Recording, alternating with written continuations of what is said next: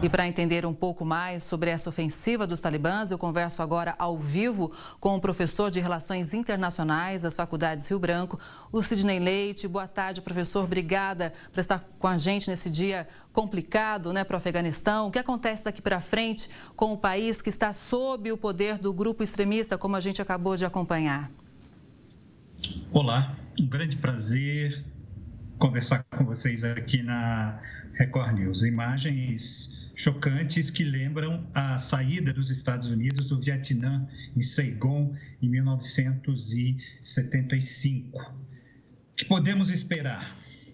Nós podemos reler a história. O que foi o Talibã quando esteve no poder? Foi um regime totalitário, autoritário e violento, que subiu ao poder no meio de uma guerra civil no Afeganistão, em 1996, e saiu em 2001 com a invasão dos Estados Unidos após o 11 de setembro. Nós temos aí dois cenários. A pergunta é muito interessante. O primeiro cenário é um Talibã mais moderado, um Talibã que vai se aproximar do Afeganistão e vai ter o apoio da China. Nesse cenário, provavelmente ele vai aplicar a lei da Sharia, a lei islâmica, segundo a sua interpretação, mas de uma forma, digamos assim, mais suave do que foi quando esteve no poder pela primeira vez. O outro cenário é o Talibã reviver a sua utopia reversa de voltar ao califado de Maomé e levar adiante uma política extremamente violenta contra os seus adversários, especialmente contra as mulheres, e abrindo as janelas para o soerguimento de grupos terroristas que atuam no Oriente Médio, notoriamente a Al-Qaeda e o Estado Islâmico. Dois cenários, duas possibilidades que vamos avaliar nos próximos meses. Até porque não é à toa, que as mulheres estão muito em foco, porque a gente sabe, como elas sofreram no período anterior, quando os talibãs estavam no poder. Não podiam estudar, não podiam trabalhar, como a gente mostrou bem na reportagem. Então, nesse momento, a situação para a mulher que vive no Afeganistão, com certeza é muito preocupante, é muito tensa, professor. Sem dúvida, em qualquer um daqueles dois cenários, é claro que o segundo cenário é o mais agudo, o pior, mas o Talibã é um grupo extremista, fundamentalista e que acredita, inclusive, na ideia de uma guerra santa.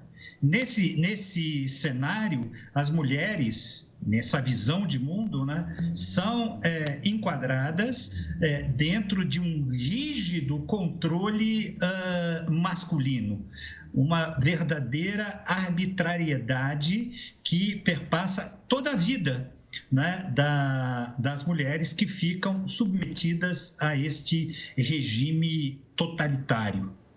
Professora, a gente sabe que além de envio de tropas, os Estados Unidos investiram muito no Afeganistão para treinamento militar, e agora a retirada do exército, na sua opinião, do exército americano, foi acertada nesse momento?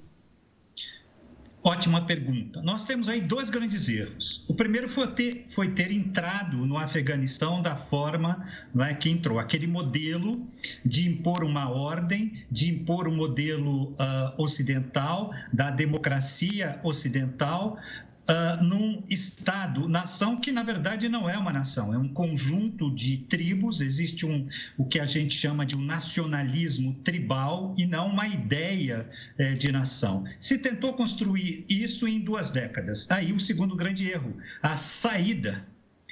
O Talibã nunca deixou de existir. Ele continuou agindo nas montanhas por intermédio de ações terroristas. Então, o fracasso norte-americano é duplo, Quando ele inicia uma tentativa de enquadramento do Afeganistão e quando ele sai e deixa um legado completamente irrealizado.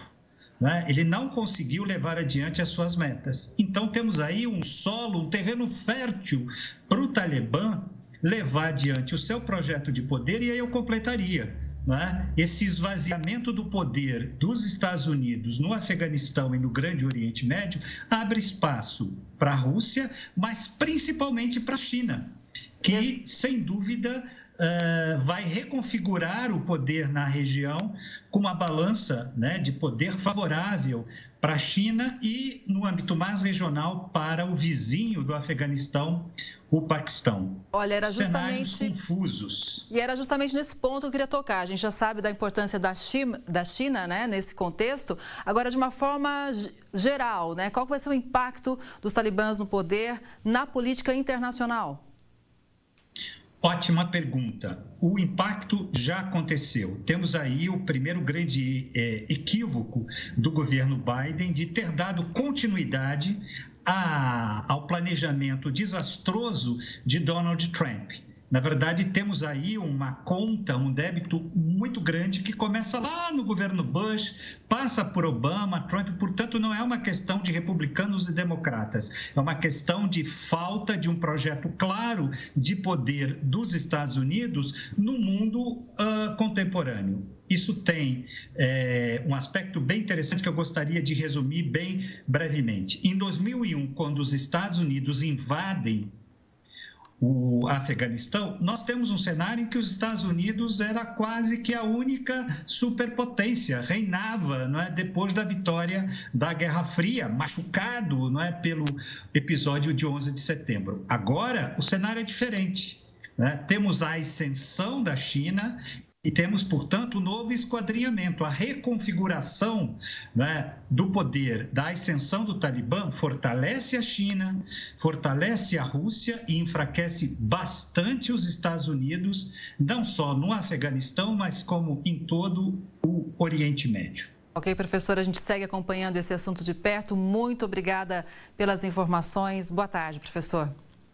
Boa tarde, um forte abraço a todos. Obrigada.